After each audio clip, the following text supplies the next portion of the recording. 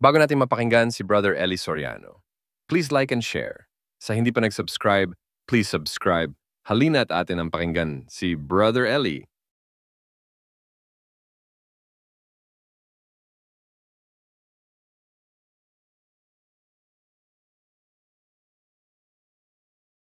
At ibig kong basahin sa Ministerial Ethics and Church Procedures, ito ang patunay ko sa inyo na mayroong abuluyan sa Iglesia ni Cristo sa Santa Cena. Ang sabi ganito sa Article C, ang mga diakono at diakonesang kakatulungin sa banal na hapunan.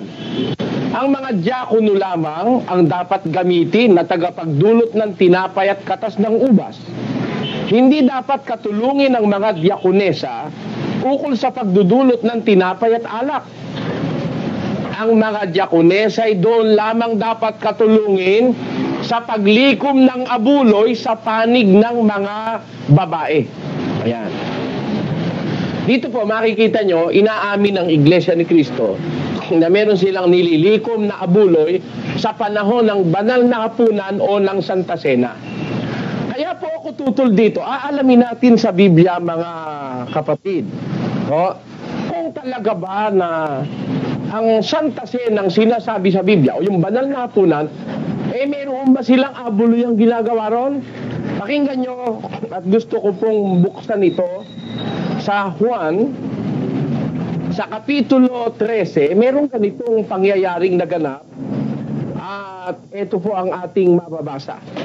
Sa 13:3 patuloy, nang mag-Santa Cena o magbanal na hapunan ng mga apostol kasama ang ating Panginoong Jesus. Saan nyo nakasulat? Si Jesus, sa pagkatalastas na ibinigay na ng Ama ang lahat ng mga bagay sa kanyang mga kamay, at siya'y nanggaling sa Diyos at sa Diyos din paroroon, ay nagtindig sa paghapon at itinabi ang kanyang mga damit, at siya'y kumuha ng isang tuwalya at ibinigay sa kanyang sarili. Nang magkagayoy, nagsali ng tubig sa kamaw at pinasimulang hugasan ang mga paa ng mga alagad at kinuskos ng tuwalya na sa kanya'y nakabigkis. Sa gayoy, lumapit siya kay Simon Pedro, sinabi niya sa kanya, Panginoon, huhugasan mo baga ang aking mga paa? Sumagot si Jesus at sa kanya'y sinabi, ang ginagawa ko'y hindi mo nalalaman ngayon, datapwat mauunawa mo pagkatapos. Sinabi sa kanya ni Pedro, huwag mong huhugasan ang aking mga paa kailanman. Sinagot siya ni Jesus, kung hindi kita huhugasan, ay hindi ka magkakaroon bagay sa akin. Sinabi sa kanya ni Simon Pedro, Panginoon, hindi ang aking mga paa lamang, kundi pati ng aking mga kamay at ang aking ulo. Sinabi sa kanya ni Jesus, ang napaliguan na ay walang kailangang hugasan maliban ang kanyang mga paa, sapagkat malinis ng lubos at kayo'y malilinis na, ngunit hindi ang lahat, sapagkat nalalaman niya ang sa kanya'y magkakanulo, kaya't sinabi niya, hindi kayong lahat ay malilinis. Kaya't nang mahugasan niya ang kanilang mga paa at makuha ang kanyang mga damit at muling maupo, ay sinabi niya sa kanila, nalalaman ba ninyo kung ano ang ginawa ko sa inyo? Tinatawag ninyo akong guro at Panginoon, at mabuti ang inyong sinasabi, sapagkat ako nga, kung ako nga na Panginoon at guro ay naghugas ng inyong mga paa, kayo naman ay nararapat ding mga hugasan ng mga paa ng isa't isa. Ayon. Yan ho ang senaryo nung pagkain nila nung alak at tinapay, na pagkatapos po na kumain, nagtindig si Jesus sa paghapon. Kumuha ng tuwalya, hinubad ang damit niya, ibinilabal yung tuwalya sa kanya, kumuha ng kamaw, kumuha ng tubig, hinugasang isa-isa ang paa ng mga apostoles. Pagkatapos ng hugasan, meron pa po silang diskusyong konti ni San Pedro ron, Panginoon, wag mo na hugasan. Nahiya si Pedro eh.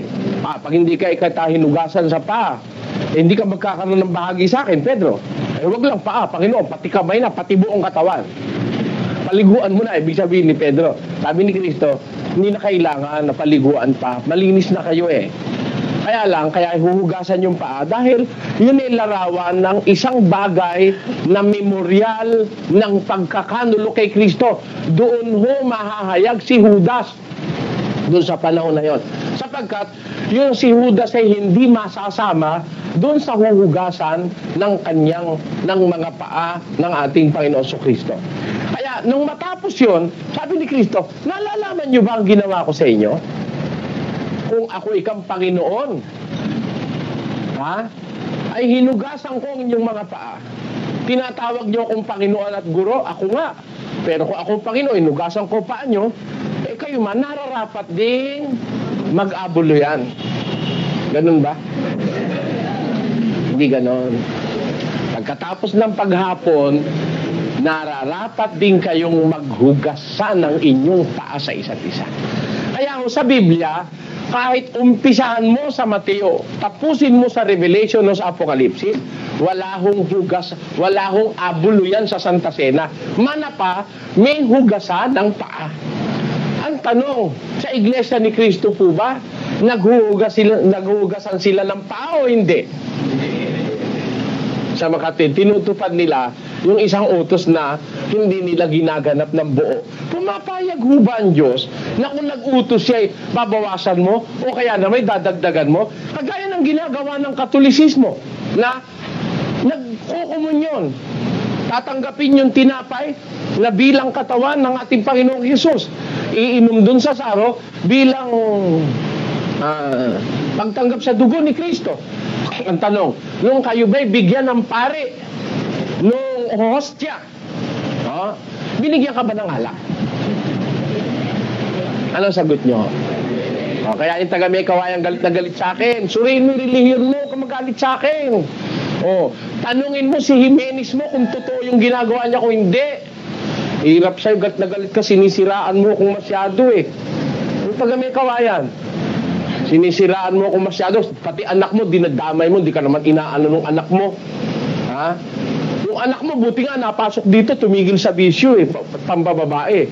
Pagkatapos kung ano-anong paninira sinasabi mo laban sa akin. Tandaan mo, may batas tayo, pag sumobra ka, didimanda kita. Naniwala ka. Biyaan mo, kahit magalit yung anak mo sa akin, didimanda kita. Kasi, pagka ganyan na wala naman akong ginagawa, wala naman akong ginawang masama sa kanya. Ni makiinom nga sa bahay mo, iniiwasan ko Ni makiinom, iniiwasan ko. Sobra naman itong alagad na ni Frank na ito. Sobra ka. Sobra ka kung manira. Yan ba tinuro sa'yo ng Frank mo? Na manira ka kung kani-kanino, pati lahat ng inchik, nilapitan mo na. Kaya minsan nakakapikon din, kung tao ka, napipikon ka rin kung minsan, di mo lang naalala mo lang may aral ng Panginoon Pero kung minsan nakakapikon din, tinyo si Pedro napikon. Napikon din si Pedro lang minsan ngayon, hindi ako papipikon muna. Dahil teka muna, hindi matatapos ito Na, nung bigyan ba kayo ng hostya, pinainom ba kayo ng alak? Ang tanong sa Biblia, payag ba ang Diyos sa ganyang relihiyon na kung magpatupad ng batas, dinadagdagan at binabawasan? Tignan natin, sa isang talata ng Deuteronomio, bulok na relihiyon yan. Yang nagpapakunwaring sa Diyos, pero binabawasan at dinadagdagan ang utos. Bulok ang relihiyon mo. Pakinggan nyo sa 12:32. Kung anong bagay ang iniuutos ko sa iyo ay siya mong isasagawa, huwag mong dadagdagan ni babawasan. Tamo, taga may kawayan, ang relihiyon mo, bulok. Bulok o hindi? Bulok. Bakit? Kung magre-relihiyon ka, may dagdag, may bawas, aanin mo pagre-relihiyon. Hindi ka nagre-relihiyon. Sapagkat if you are going to take religion religiously, hindi ka papayag na paakay ka sa isang pastor na dinadagdag at binabawasan, ang iyong tutuparin. Ang sabi ni Kristo, magsiinom kayong lahat diyan. Hindi, Panginoon, mahal yan. Ako na lang ang iinom. Yan ba pagmamalaki mo relihiyon sa akin? Ako sisiraan mo. Ako, ang relihiyon ko, kahit siraan mo ko, hindi mo kaya siraan ang relihiyon ko. Wala kang makukumbidang pastor mo para humarap sa akin. Yan ang aking paniniwala. Kaya ako naniniwala, kung magre-relihiyon ka, be religious religiously, in the religious manner. Kasi pag relihiyon ang pag-uusapan, mga kababayan, kailangan eksaktong mababasa sa Biblia, doktrina. Eh, sasabihin mo, makikinabang ka, paiinumin ka ng, bibigyan ka ng katawan ni Kristo, eh, ba't walang dugo? Anong klaseng katawan yan? Dehydrated? Ha? Wala, eh, hindi ka pinainom doon sa... Eh, sabi ni Kristo, magsiinom kayo lahat diyan. Pag sinabi ba magsiinom lahat, ang ibig sabihin, ako lang ang iinom? Mali. O, ito namang iglesia ni Kristo, wala namang abulo yan, nangolekta ng abulo yan. O, hindi ba dagdag yun? Ayan, yan yung patunayang tama ang relihiyon ninyo. Huwag ninyong perwisyohin ang kapwa ninyo tao. Nagsasalita ako ayon sa Biblia, pamalian nyo. Sport lang. Pag napamalian nyo, gilitan nyo kung nalalamunan, wala kayong sasagutin. Pamalian nyo. Walang personalan, pamalian nyo. Ang sinasabi ko. Pero wala sa Biblia talaga. Kahit araw-araw mong basahin ang Biblia, wala akong Santa Cena abuluhan. Mana pa, may hugasan ng paa, inalis naman. Ayan. Yan ang pagsunod. Kaya alam nyo, dyan sa mga bagay na yan, magsuri kayo mga kapatid. Mga kababayan, hindi ko naman kayo sinasabing umanib sa akin eh. Hindi baling huwag kayong umanib sa amin. Mabawasan lang ang niloloko sa relihiyon. Yun ang layong ko.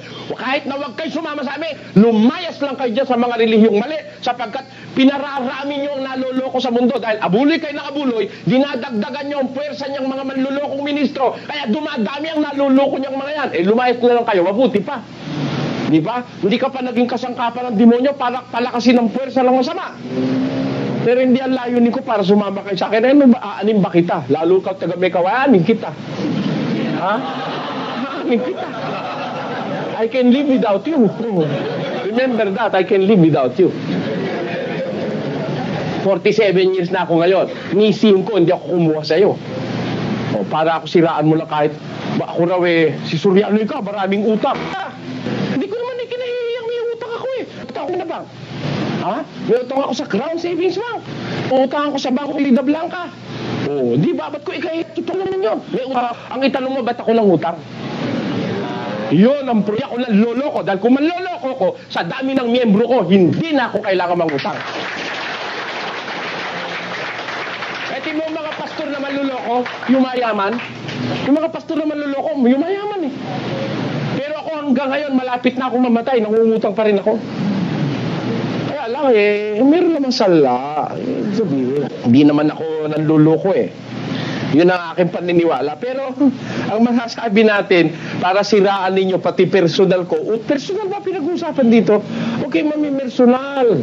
Ngayon, kung gusto mo rin naman personal, pwede rin ako. Kung gusto mo, magbukasan tayo ng personal.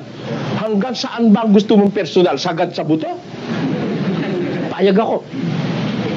Payag ako. Pag-uusap personal, sagad sa buto. Gusto mo, ibubulgar ko kawalang hiyaan ng mga ministro mo? Oh, personal, ha? Alam ko rin. Alam ko. Eh, alam ko may ministro, 36 ang babaeng sinira eh. Na demanda pa nga sa kalikutan sa babae. Oh, may ministro, bakit namatay? Namatay? Bakit? May sakit sa babae. Oh, merong ganon. Mga ministro, may ministro, 48 asawa. Pero kay Kristo raw siya. Totoo, hindi. May ministro, kay Kristo raw siya. Eh ano siya? Nandun, nahuhuli sa hotel. May kasamang prosti. Buti nga kung prosti ice candy kasama eh. Hindi, prostitute ang kasama eh. Paano naman sasabihin, yung mga relihiyon na, sugo. Tumigil-tigil kay sugo. Sabi ng Biblia, hindi nga sugo yung matatakaw sa babae eh. Pakinggan nyo. Paano sugo? Sa isang talata ni Jeremias, ganito ating mabasa sa Kapitulo 23, versikulo 14,21. Pakinggan nyo. Sa mga propeta ng Jerusalem naman ay nakita ko ang kakilakilabot na bagay.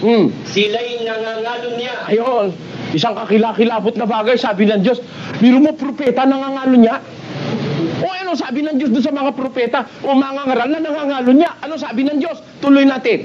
Hindi ko sinugo ang mga propetang ito. Kita nyo na. Kaya pag nabalitaan mo yung pastor mo nangangalo niya, lumayas ka na. Tinitiyak ng Diyos, hindi ko sinugo yung mga kalonyero eh. Pagkatapos Tapos nandiyan ka pa rin, oy, lahat naman ikaw ng tao nagkakasala. Tama. Pero conforme sa kasalanan, para sa Diyos, yung isang propeta, mangalo niya, kakilakilabot na bagay yun. Hindi ko sinugo ang propetang yun. Eh, ano ginagawa dyan sa Channel 13 niyang may kasamang prosti? Oh, eh, pinakikinggan naman, ini-sponsor pa ng mga Pilipino. Biro mo, bulgar na kalunyero. 3 beses nahuli sa hotel. May kasamang babaeng prostitute. Di ba ko kasama niya, asawa niya. Ano ba pakialam natin, ano? Pero prostitute. Pagkatapos magpapanggap ka, kay Kristo ka. Ha? Pagkatapos paniniwalaan ng Pilipino. Pagkatapos aambagan pa para magkaroon ng programa sa TV. Ano ba tayo? Mga walang kahiyan? Mga manhid na ba tayo mga Pilipino? Sinabi na ng Diyos eh. Yung nangangalo niya, hindi ko sinugo. Siguro patatawarin din naman ng Diyos yun. Pwede mo bang baguhin yung nakasulat doon? Na yung nangangalo niya, hindi ko sinugo. Tapos kayo naman, mag-aral kayo na relihiyon. Kaluluwa, pinag-uusapan dito, mga kababayan. Huwag niyo ipagsapalaran ng kaluluwa ninyo, sayang. You just have only but one soul. And besides that, you have only but one chance for salvation. Ipakikipagsapalaran mo pa ba yun? Isa lang ang pag-asa eh. Isa lang ang kaluluwa mo. Hindi naman po pwede na pag hindi ka naligtas ngayon eh, magpetisyon ka sa Diyos. Diyos, babalik ko ako, magpapakabuti na ako. Pwede mo gawin sa Diyos yun? Eh, babalik daw. Yung reincarnation. Eh, anong nangyari, lumagay daw yung kaluluwa doon sa puno ng bayabas. Pag napaglihan ng babae, doon naman ang magiging kaluluwa ng susunod. Eh, kung ang nalagyan mong bayabas, eh, hindi napaglihan ng babae, kundi nahulog at nakain ng baboy. O saan napunta yung kaluluwa mo? Sa baboy naman, naman. Wala naman sa Biblia yun eh. Nakakakilabot naman yung mga baganyan. Pero pinaniniwalaan ng tao yan, mga kababayan. Kaya nga sabi ko, kawawa naman tayo. Marami na tayong pagkakataong niluluko sa relihiyon. Kaya ang paniniwala ko, kung hindi tayo magsusuri, hindi ko kayo kinukumbirte. Huwag kayo umanib. Makinig lang kayo. Huwag kayong umanib. Hindi naman ako kagaya ng Iglesia ni Cristo ni Manalo na, hoy, manib kayo.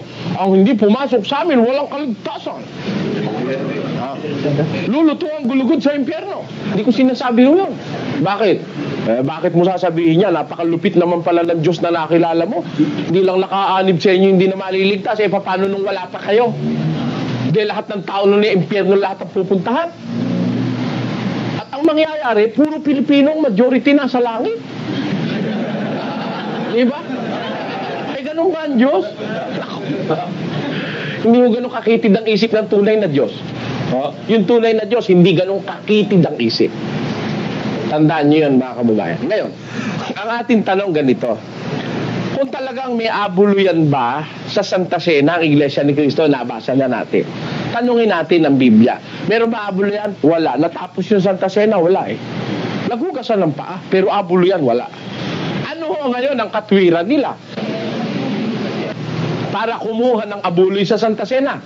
Ang kinakatwiran nila, kasi yung Santa Cena, itinataon namin ng linggo. Tinataon daw ng linggo.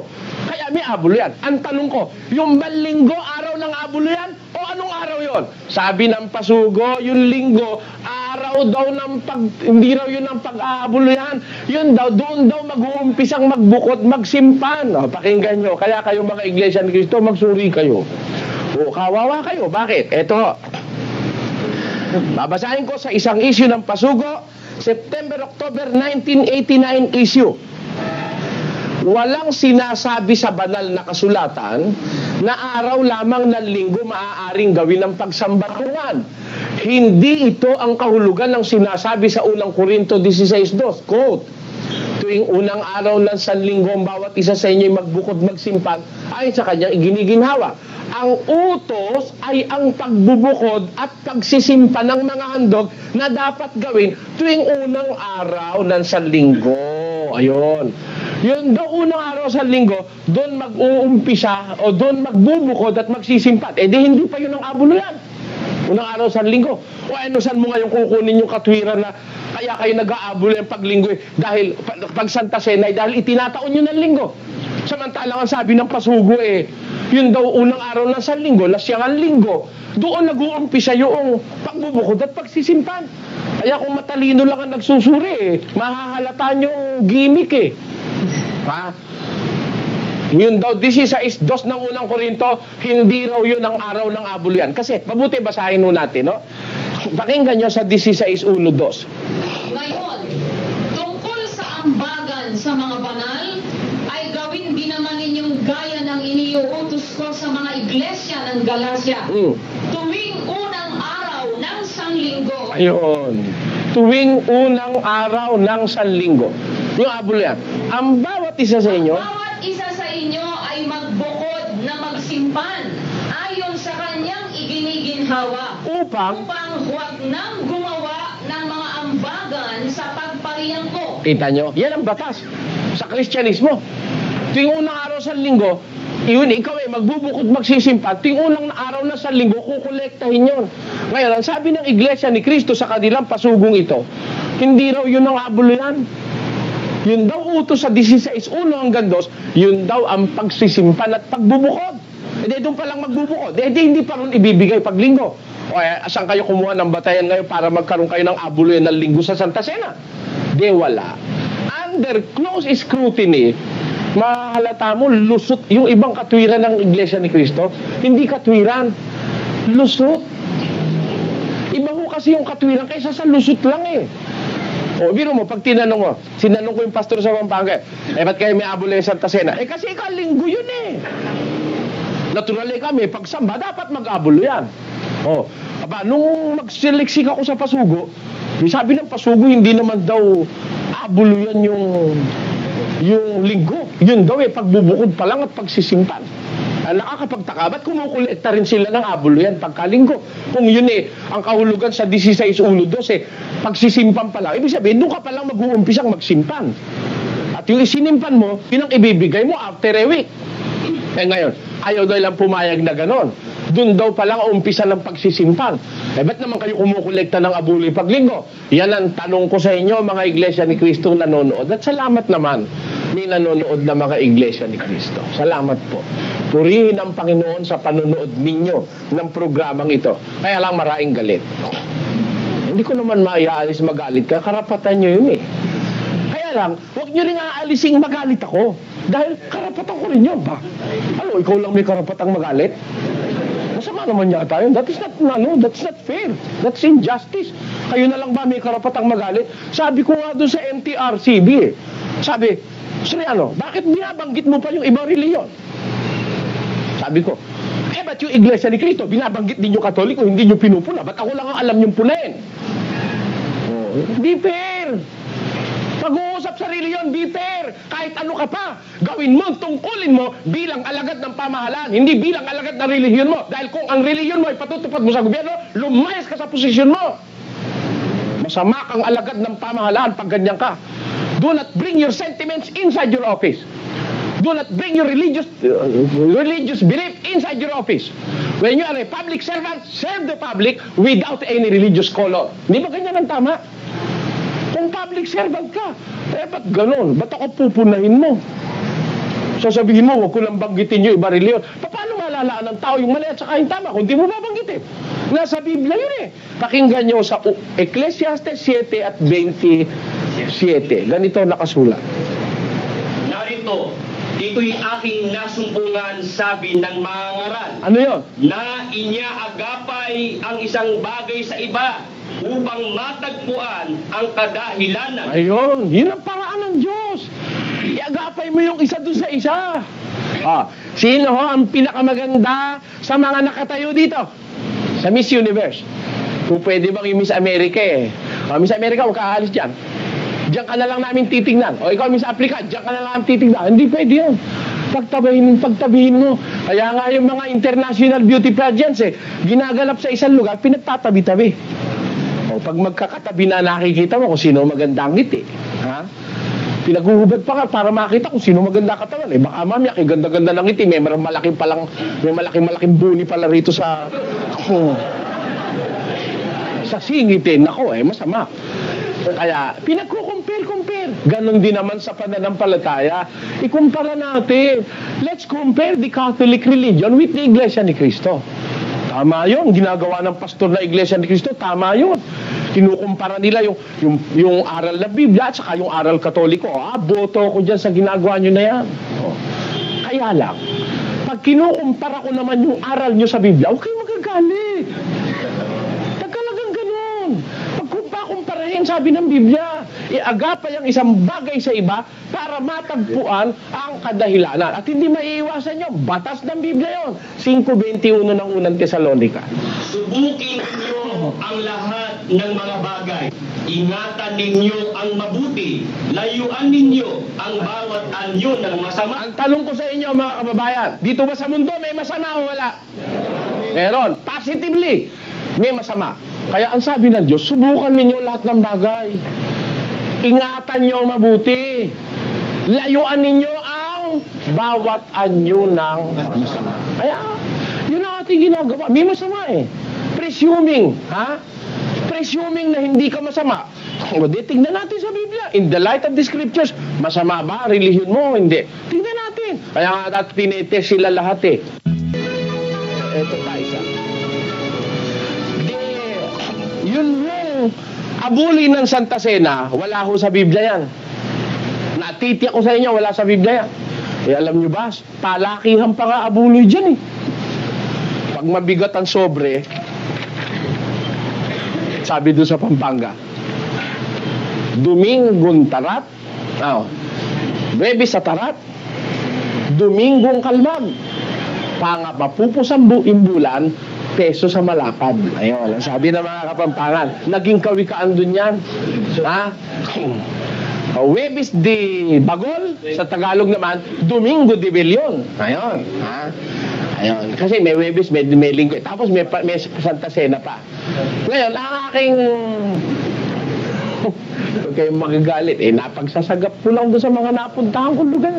Webes sa tarat, Dumingong kalbag, pangamampupusimbulan, peso sa malapad. Nung panahong Kastila ho yun. Kaya hindi na ho pesos, palaki yan eh. Kaya nga, sabi doon sa San Isidro sa Santa Rita, pagka ikakapatid, ang sobre mo'y mabigat, maliit ang pananampalataya. Mabigat ang sobre. Kasi baryalan na doon. Pero, pag magaang ang sobre, mabigat ang pananampalataya. Meron ganyang mga kawikaan doon sa Pampangang napagpupuntahan ko ron. Ako hindi naninira. Dahil ako hindi ako Kapampangan eh. Hindi ako Kapampangan. Pero natuto ko doon ang kawikaan na yun. Webes sa tarat, Dumingong kalbag, pangapapupusimbulan, peso sa malapad. Ayun. Pero matutunan ako. Kasi nangyayari nga yun doon. Ngayon, ganito. Walang abuloy sa Santa Cena. Pero, meron pang isang abuluyan tayo. Ukol sa lupa at kapilya. Kung ipamarali yan. Hindi raw ang membro nag-aano yan. Ang central daw. Ayan, ang iningatan kong tape ni Bularan. Central daw ang nagpapatayo niyan. At wala raw abuloy sa kapilya. Tignan natin sa kanilang libro. Sa page 265, Ministerial Ethics and Procedures. Ito Hindi mo pwedeng itangging ito eh. Hindi talaga ako. Pwede naman ako i-demanda ng Iglesia ni Cristo pagka hindi totoo ito eh. Ito sinasabi kong ito na binabasa ko sa kanilang libro. Ito, pagtatayo ng bahay-sambahan, Kabanata 19. Ito, utos ng Diyos ang pagtatayo. Ang pagtatayo ng kapilya hindi lamang doktrina o utos ng Diyos, kundi may babalang sumpa sa magwawalang bahala. Dahil dito, tiyakin ng isang pastor o manggagawang destinado kung, number A, o letter A, ang lokal ay wala pang sariling lupa o kung mayroon man ay maliit sa pangangailangan. Letter B, ang lupa ng lokal ay wala sa kaayusan ng mga papeles nito. Letter C, sakaling may mga hustong papeles naman ay tiyaking nasa pag-iingat ng sentral. Yan ang letter C. Letter D, hindi pa exempted ay lakaring ma-exempt sa lalong madaling panahon. Kailangan ma-exempt sa buwis. Lalakarin agad yun, madaling panahon. Ayaw nilang bayad ng buwis. Ngayon. Letter E, dapat ipagbayad ng buwis dapat ipagbayad ng buwis ay mapihong na bayaran ito taon-taon. Ayon. Kailangan na kung yung lupa ay hindi pa exempted, dapat tiyakin muna bago tayuan ng kapilya na naipagbayad yan in the previous years. Ano? Ngayon, kung hindi pa exempted, lakarin agad na ma-exempt. Ano ngayon ang mga palatuntunan? Number 2, ang mga dapat ipagmalasakit. A, magkaroon ng aktibong abuluyan ukol sa lupa at kapilya. Aktibo ha. Hindi pa tayo kailangan aktibo. Hindi stagnant dahil on progress. Dapat on progress. Magkaroon ng aktibong abuluyan ukol sa lupa at kapilya at makapaglagak ng natitipon sa sentral. Nag-aabuluyan ba miyembro para sa kapilya? Meron. Pati sa lupa nga eh. Lalagak sa sentral. Kaya kung ipatayo man ang sentral, sino rin ang nagpatayo? Hindi kayo rin. Dahil nga ilalagak mo rin eh. Yan ang dapat nating makita. At eto pa, sabi, sa ikatutupad nito'y kailangan ang masipag na pagtuturo sa iglesia mula pa sa pagdudoktrina at sa mga pagsamba. Lipulin at palitan ng maayos na sambahan ng mga pagsamba ang pagsambay sa bahay o barong-barong na kapilya, pawid at kugon. Biro mo, may utos pala sila. Lipulin. Alam mo yun? Saan galing sa Biblia yun? Na lahat ng kugon at pawid, lipulin yan. Hindi lang masabi, sulugin eh. Kailangan lipulin. Lahat ng kapilyang pawid at kugon, alisin lahat yan. At patayuan ang mas maganda. Sino magagastos? Miyembro. Maglalagak ng abuloy. Ayan. Ayan ang dapat nating makita. Ngayon, dito sa puntong ito, tanungin natin sila, bakit ba kayo nagpapatayo ng malalaking kapilya na yan? Baka naman meron silang kapilan. Is there any reason behind those magnificent chapels and temples and so on and so forth and tabernacles? Meron ba? Tingnan ninyo, sa Pasugo, page 43 ng December 1979 issue ng Pasugo. Marahil itatanong naman ng iba, bakit ginugugulan ninyo ng malaking halaga ng inyong bahay-sambahan? Ganito po ang aming maisasagot sa mga taong may ganitong katanungan. Sa ikalawang Kronika 2:5 ay ganito po ang nakasulat. At ang bahay na aking itatayo ay dakila, sapagkat dakila ang aming Diyos kaysa lahat ng mga Diyos. Napakaliwanag po, sabi nila, ang kasagutan ng banal na kasulatan. Dakila ang pinatatayong bahay ni Haring Solomon, sapagkat dakila ang Diyos sa lahat ng mga Diyos. Ganito rin ang aming pagkakilala at pananampalataya. Dakila ang Diyos ng mga iglesia ni Kristo, kaya dakila rin ang mga kapilya o bahay-sambahan na ipinatatayo ng pamamahala ng iglesia. Kaya ayaw nila nung hindi dakila. Kailangan yung ugon, hindi dakila yun. Ano yung hamak yun? Hamak. Yung kugon at pawid. Lipulin ng mga kugon at pawid at magpatayo ng dakila dahil ang Diyos daw ay dakila. Kaya kailangan ang ipapatayong bahay sa Kanya ay dakila. Ngayon, bakit kailangan daw na ang bahay ng Diyos ay dakila? Pagkat dakila po ang Diyos. Ano pa isang dahilan? Bakit sila nagpapatayo ng mga dakilang bahay-sambahan? Ito po, sa isang issue ng Pasugo, sa page 17 ng August 1969 issue, pakinggan nyo nakasulat. Babasahin ko. Ito, kinukuha natin ang dahilan nila to give them the benefit of the doubt. Ito, we are summoned by the Lord God to serve Him in the body of the Church of Christ. We have to worship Him in the house where His Spirit dwells, like the modern house of worship pictured above. Kaya pala sila papatayo ng malalaking kapilya. Naniniwala sila, yung espiritu raw ng Diyos tumatahan dun sa mga magnificent houses of worship. Yung espiritu daw ng Diyos, nananahan doon. Uulitin ko, bagaman ako'y inuubo uulitin ko. We are summoned by the Lord God to serve Him in the body of, or the Church of Christ. We have to worship Him in the house where His Spirit dwells, like the modern house of worship pictured above. Ayun. Yun daw, Espiritu ng Diyos, tumatahan Tanungin natin ngayon San Pablo. San Pablo, tunay ba ang sinasabi ng pasugo na yung Espiritu ng Diyos ay tumatahan doon sa mga malalaking kapilya? Talaga bang ayaw ng Diyos doon sa kugon at sa pawid? Tanungin natin ang Biblia. Basa sa 17 ng Gawa ng mga Apostol. Gandahan mo ang basa. Pakinggan nyo. Ang Diyos na gumawa ng sanglibutan at ng lahat ng mga bagay na naririto. Siya, palibhasa'y Panginoon ng langit at ng lupa, ay hindi tumatahan sa mga templong ginawa ng mga kamay. Tumatahan ba ang Diyos sa mga templong ginawa ng mga kamay? Ang tanong ko sa inyo, yung bang mga templo ng Iglesia ni Cristo, kahit yung pinakamalaki sa diliman, sino ang gumawa? Kamay ba o hindi kamay? Kamay. Kung gayon, we can safely conclude, mali ang sinasabi ng pasugo, ayon kay San Pablo, sapagkat ang Diyos hindi tumatahan sa mga templong ginawa ng mga kamay. Ba't yung pinupwer sa mga miyembro nyo magpatayo ng malalaking bahay-sambahan? Kasi pinaniniwala nyo, tumatahan doon ang Espiritu ng Diyos. Mali, wala sa Biblia yun. Ngayon, magagalit ba kayo sa akin, mga Iglesia ni Cristo? Saan kayo nakakitang si Kristo'y nagutos? Hoy, lahat ng mga pawid at mga kugon, lipulin lahat yan.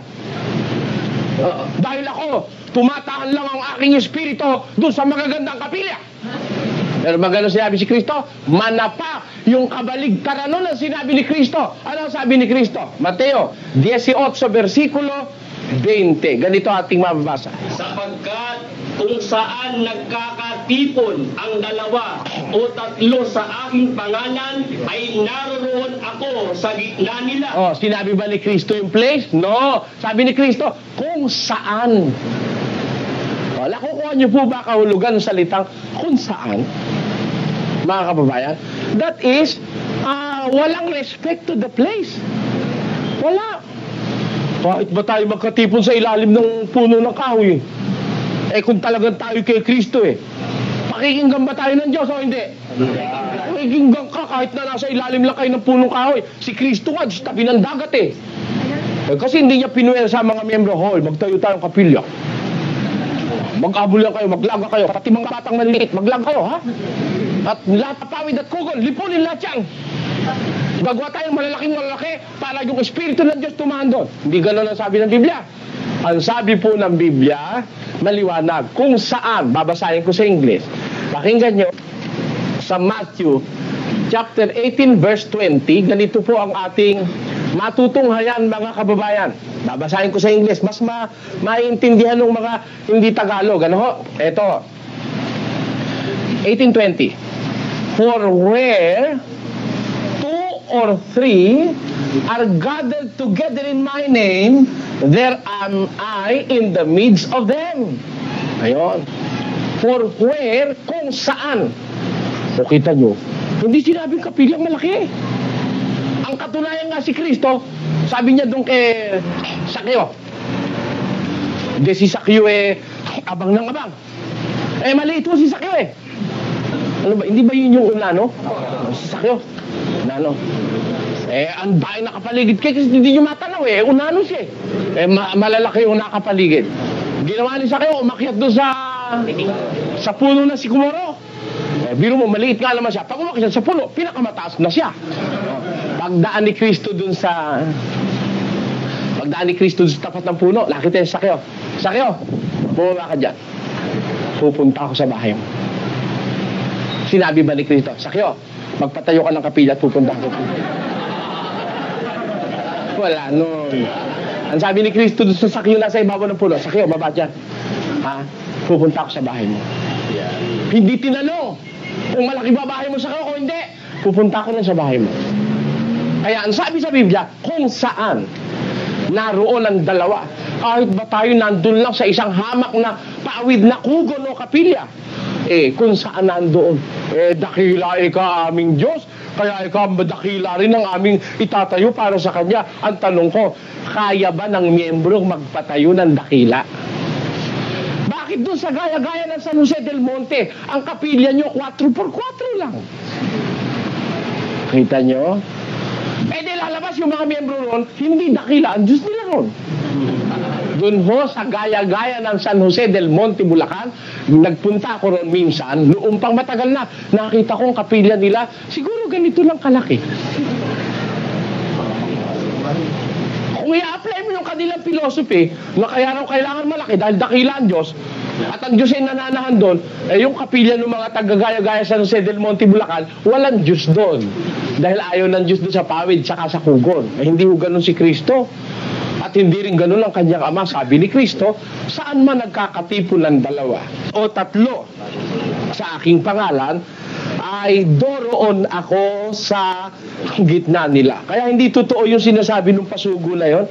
Tandaan nyo, pasugo, 1969 August issue sa page 17. Sabi raw dito, ang Espiritu raw ng Diyos tumatahan doon sa malalaking kapilya.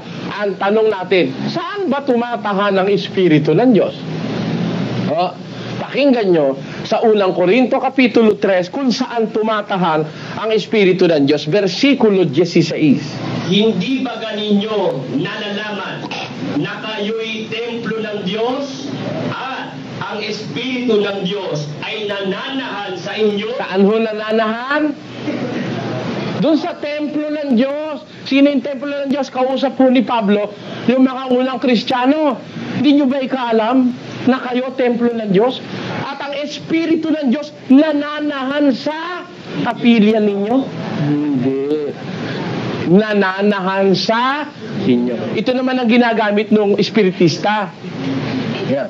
Kaya ang tao, tahanan ng Diyos yan. Kaya kami mga Espiritista, kami tinatahanan ng Diyos, kaya kami nakaka-opera ng walang blame. Diba? Ibig mo sabihin, lahat ng magbasa nun, kanya na nakaukol yun. Kayo is templo ng Diyos, ang Espiritu ng Diyos tumatahan sa inyo. Kanino ba ito? Tinutukoy ito. Let us explain it further from the Bible. Sino kayang mga tao yung tinutukoy na templo ng Diyos? Na ang Espiritu ng Diyos ay nananahan sa kanila. Pakinggan nyo sa unang Juan 3:24. Ganito ating mababasa. At ang tutupad ng kanyang mga utos ay mananahan sa kanya at siya ay sa kanya. At dito'y nakikilala natin na siya'y nananahan sa atin sa pamamagitan ng Espiritu na kanyang ibinigay sa atin. Kita nyo? Yun ikaw tumutupad ng kanyang utos. Mananahan sa Diyos at ang Diyos mananahan sa kanya. Dito'y nakikilala natin siya'y nananahan sa atin o sa pamamagitan ng wika ng Espiritu na kanyang ibinigay sa atin. Ayun. Kaya alam nyo mga kapatid, hindi ho totoo yung aral na yun.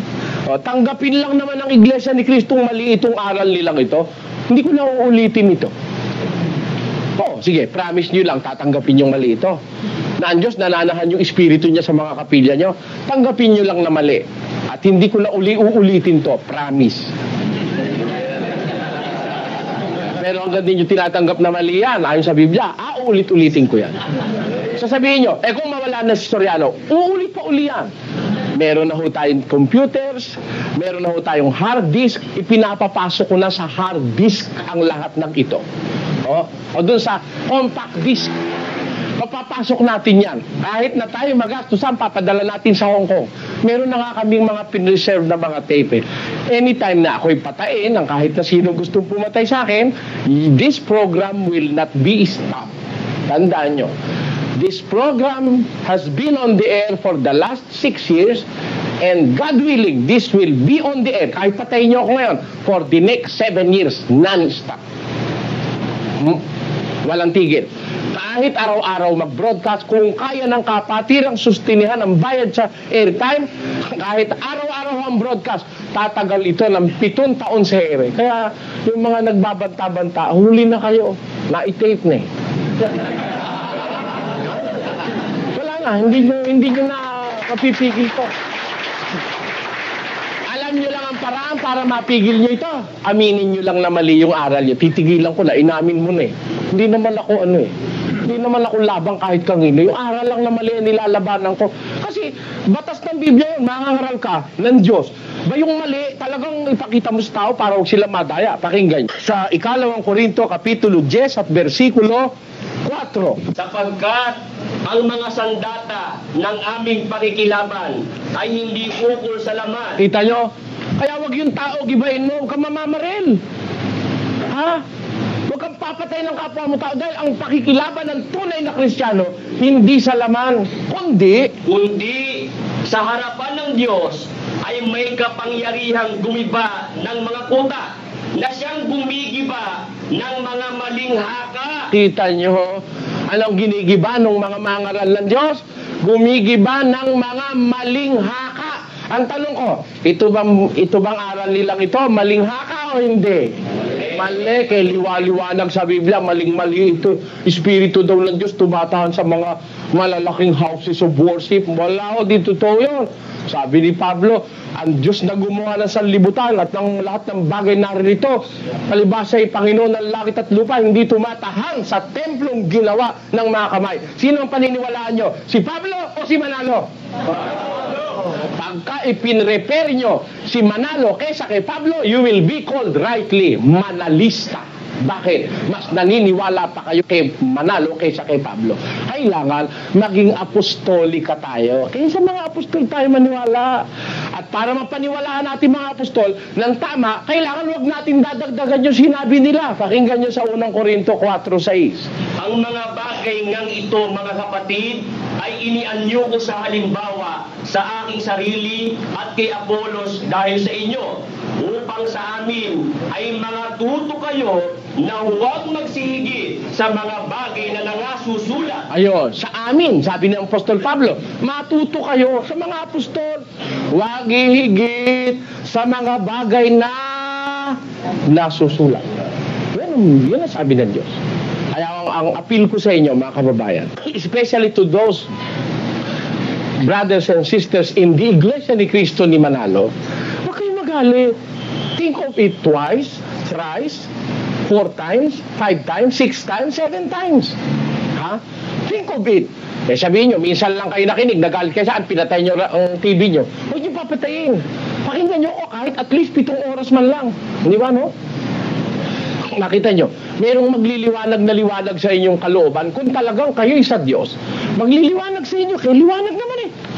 Mali sa Biblia yung aral ng Iglesia ni Cristo eh. Ha? Ang abuloy niya, mali rin. O ngayon, meron silang dyan, may trick. Babasa ako ng pasugo. Ito pa.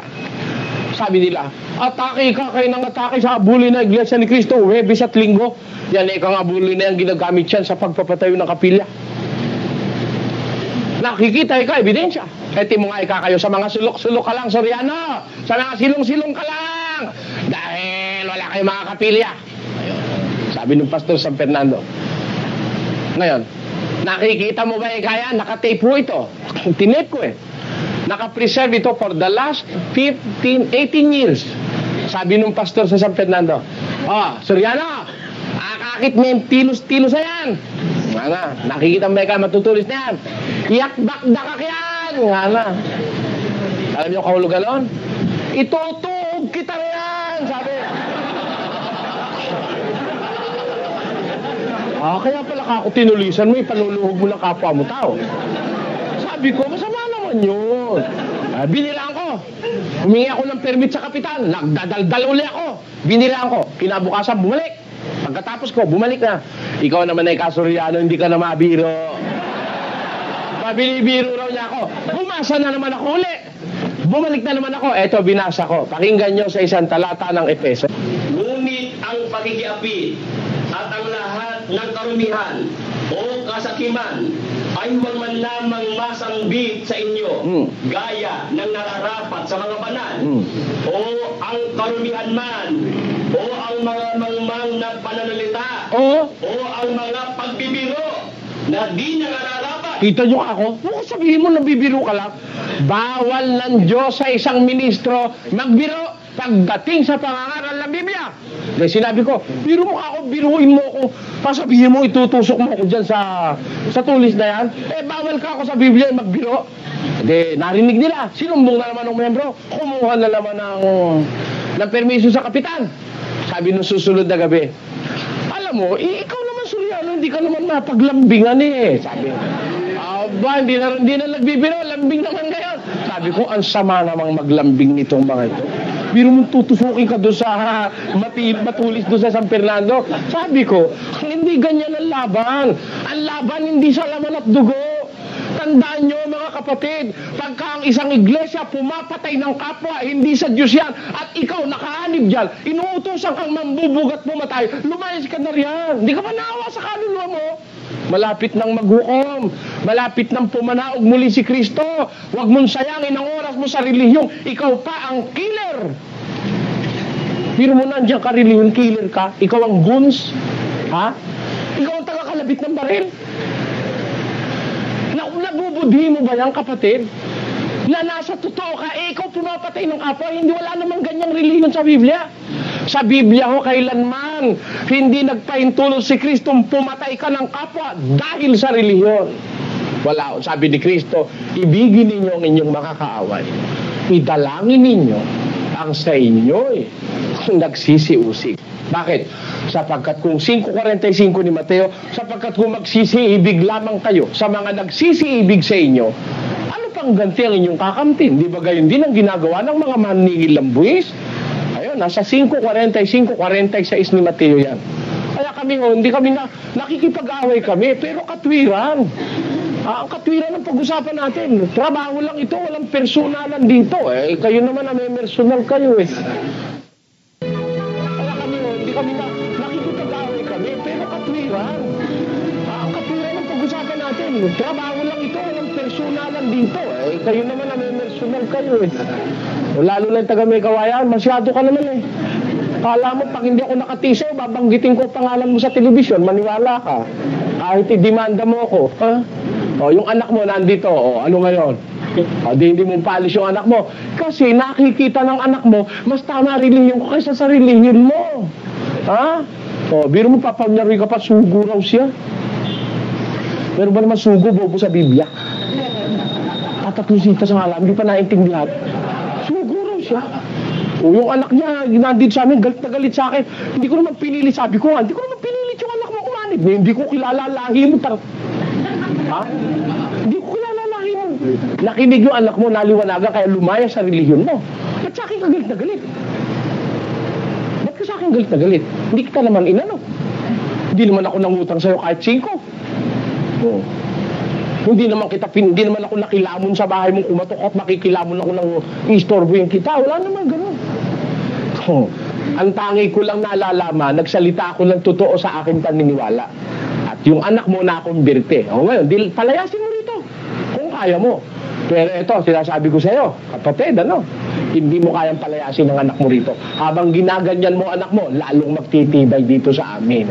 Bakit? Nakikita niya ang difference na relihiyon niya at relihiyon mo. Ikaw, hindi ka tinuruan ng mabuting asal ng relihiyon mo. Bakit? Naninira ka ng kapwa mo, wala ka naman batayan. Kita mo na.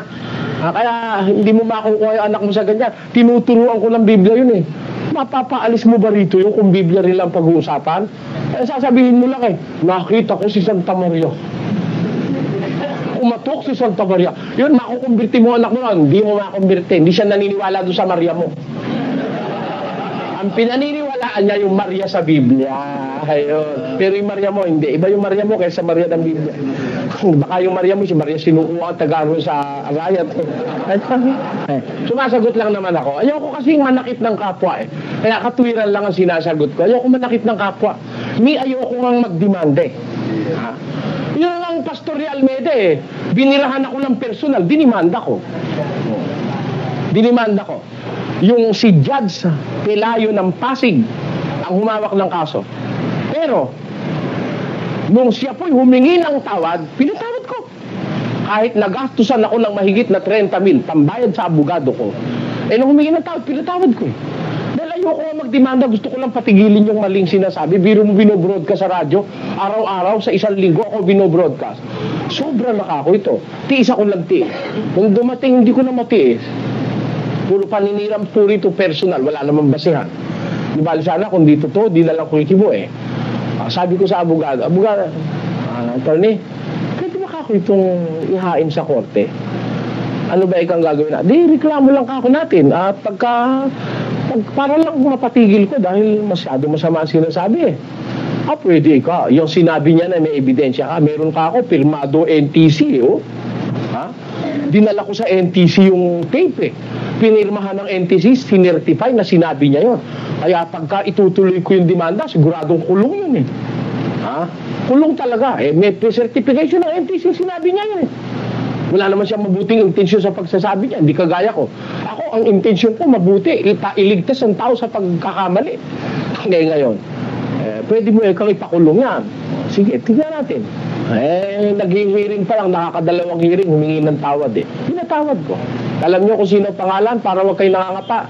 Si Romy Salcedo ng Jesus Miracle Crusade International Ministry. Pwede niyong kunin ang ano dyan sa sala ni Judge Pelayo ng Pasig Regional Trial Court. Kaya wala akong masamang intensyon sa kapwa. Kaya lang, kung sumasagot man ako, hindi mo para manira. Sumasagot ako para ipagtanggol ang aking karangalan na iniingatan sa relihiyon. Kaya ako yung maninira, ayoko noon. Hindi ko magagawang manira dahil galit ako sa maninirang puri. Pero pag nagsasalita ako ng kontra laban sa kanino man, hindi paninirang puri yun. Yung religion lang ang pinag-uusapan natin. I know and I believe that in this country there is a freedom of speech and religion. Kaya ang aral ang sinasabi ko, hindi personal na sino man. Personal mo, suko ako kay Cardinal Sin. Mas mataas ang pinag-aralan sa akin nun, eh. Personal ang pag-uusapan. Sasaludo ko kay Ginoong Manalo, Iranyo. Sasaludo ko. Saludo ako sa pinag-aralan ni Padre Giriba. Saludo ako. Kahit kay Frank Jimenez, mas mataas ang pinag-aralan na sa akin. Pero pagdating sa Biblia, humanda kayong lahat. Tandaan ninyo. Ha? Pag mali ang aral nyo, ibubulgar ko kayo. Pero sa pagkatao, saludo ko sa inyo.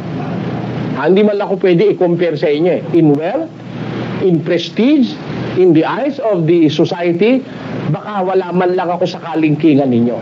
Dahil matataas talaga kayong tao, marami kayong pera. Biro mo may sariling helicopter.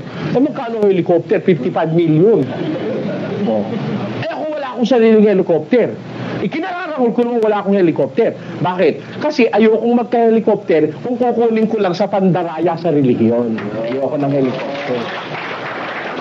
Yun ang aking paniniwala. Kung magtuturo ka ng abuloy, wala naman sa Biblia. Kagaya nito. Ang abuloy daw na Webis at Linggo, ginagamit daw yan sa pagpapatayo ng kapilya. Tingnan nga natin, nasa kanilang ministerial ethics, talagang merong abuloy para sa lupa. May lagak para sa lupa at sa kapilya. Iba pa yung Webes at iba pa yung Linggo. Pero ang kanilang ang kanilang trick, eto. Sa page 43 ng November-December 1979 issue, saan pa ginugugol ang abuloy ng iglesia? Sa pagpapatayo ng mga bahay-sambahan. Ayun. Saan daw pa po ginugugol ang abuloy ng iglesia? Sa pagpapatayo ng bahay-sambahan. Tricky yun, tricky. Lumilitaw yung abuloy, ginugugol sa pagpapatayo ng bahay-sambahan, which is not correct. Bakit? Iba kasi yung abuloy para sa bahay-sambahan, iba yung abuloy para sa lagak sa lupa, iba yung abuloy doon sa Huwebes para sa pagsamba, at iba rin yung abuloy para sa linggong pagsamba. At pag may Santa Cena, nakabukod yung abuloy sa Santa Cena. In fact, nakasobre yun. Kita nyo? Kaya yan ay totoo, sinasabi ko sa inyo. Nasa kanilang mga libro yan, nasa mga pasugo yan. Kung yan lang ay totoo, ba't naman hindi ko ituturo? Giginhawa ko. Biro mo, hindi ako mangungutang na. Bisa dami nung abuloy yan na yan. Malakas-lakas ang income. Biro mo, para kang central bank. Para kang gumagawa ng pera. Biro mo, may Martes. May Miyerkules. May Huwebes. May Biyernes. May Sabado. May Linggo. May Lunes. May katapusan ng buwan. May katapusan ng taon. May kapitong Sabat.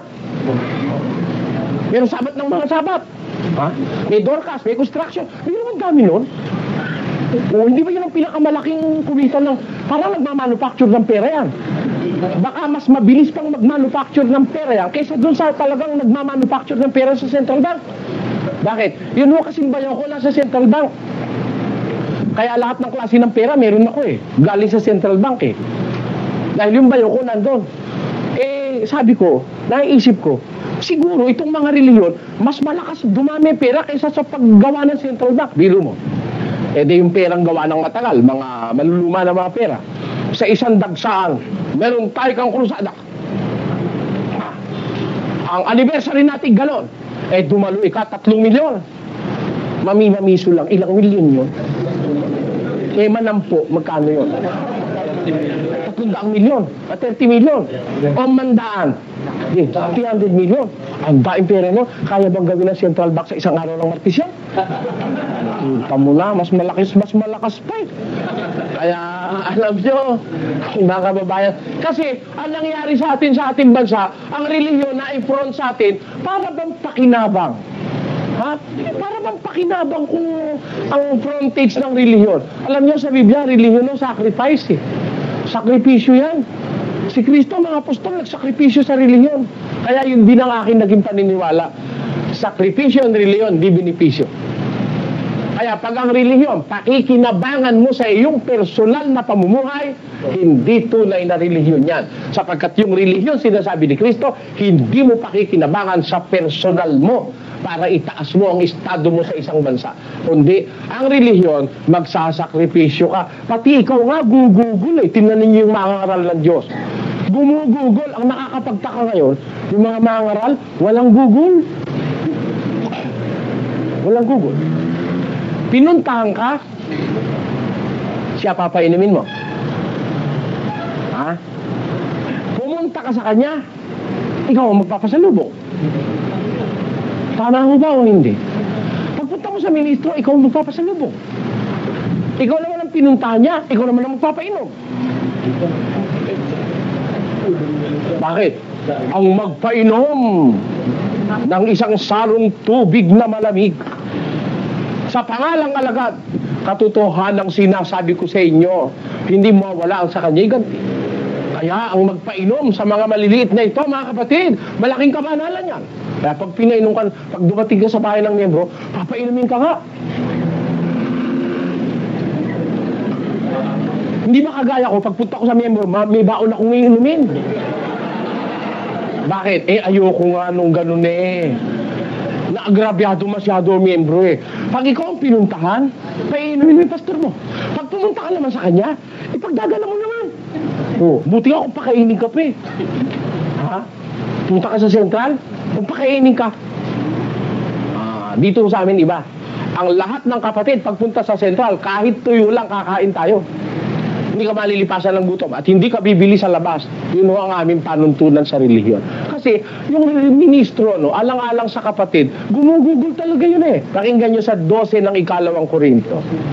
At ako'y gugugol ng may malaking kagalakan at paggugol dahil sa inyong mga kaluluwa. Ako'y gugugol, malaking kagalakan at paggugol dahil sa kapilya. Hindi. Sabi ng mga ngaral ng Diyos na si Pablo, gugugol ako ng malaking kagalakan at paggugol dahil sa inyong mga kaluluwa. Kaya kami yun ang akin naging paniniwala sa relihiyon. Gugugol kayo, gugugol din ako. Gugugol ako, gugugol ang mga kapatid. Tayo lahat gugugol. Pero pagka kayo lang ng kayong gumugugol, kabahan na kayo. Hindi ako sa Diyos. Pagka kayo lang ng kayong gumugugol at ako hindi gumugugol, hindi ako sa Diyos. Kasi nasa Biblia, yung ministro at miyembro magkasamang gugugol alang-alang sa kanilang kaluluwa. Kung nagustuhan ninyo ang aking upload, please like, share, and subscribe. At mag-comment na rin. Maraming salamat sa panonood.